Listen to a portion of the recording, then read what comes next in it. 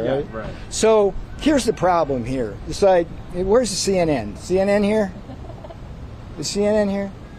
Anybody want to own up to that? Here's the problem. Hero. Who's this? Come on. Bro, Get me out. you're already Come facing on. charges. Yeah, I get it. Go ahead and commit another crime. So, I've been here this whole time. Situational awareness. yes, okay. Why?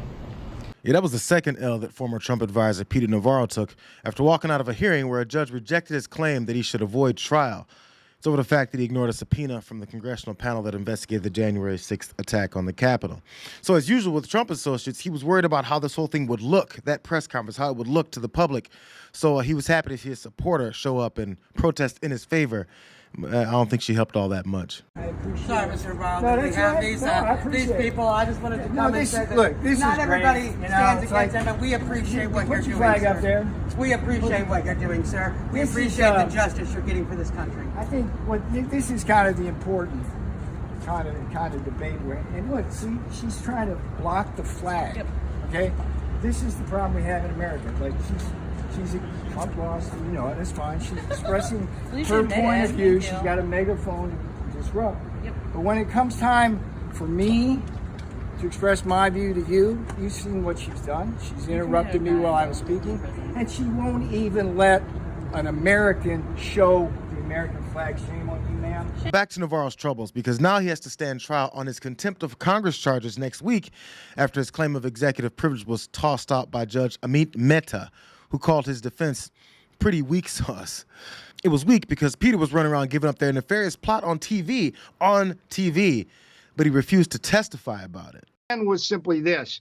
We had over 100 congressmen and senators on Capitol Hill ready to implement the sweep. The sweep was simply that.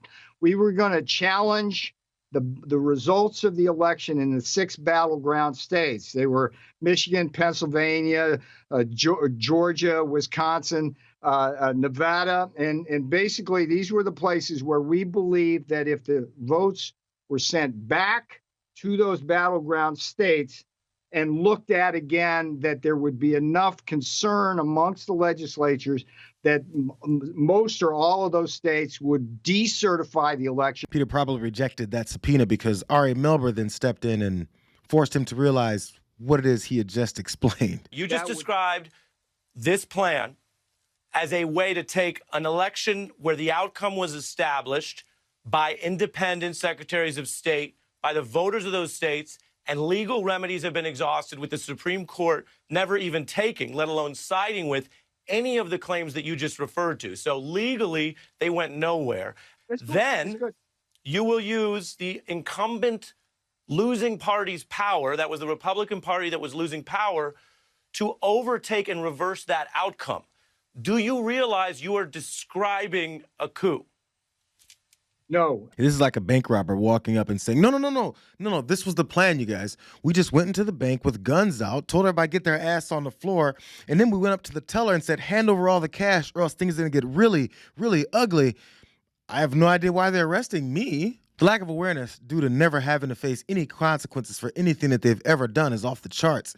You know, he even complained about being arrested like a common criminal. Instead of calling me and say, hey, we need you down at court, we've got a warrant for you, I would have gladly come. What did they do? They intercepted me getting on the plane. And then they put me in handcuffs. They bring me here. They put me in leg irons. They stick me in a cell. By the way, just historical note, I was in John Hinckley's cell. They seem to think that that was like an important historical note. Okay? That's punitive. That what they did to me today violated the Constitution. The privilege here is absolutely out of control. He openly complained about the criminal justice system being punitive. He complained about it.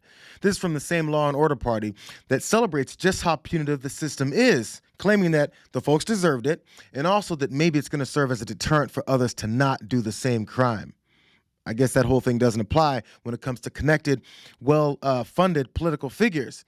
And by the way, did you know that defending yourself is extremely expensive? Help me, please. I'm looking at $500,000 in legal expenses, according to some legal experts, or more. This could go to $1 million.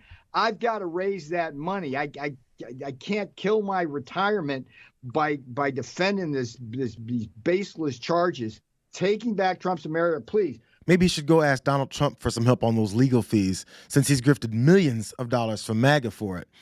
Or is that where that whole executive privilege thing ends?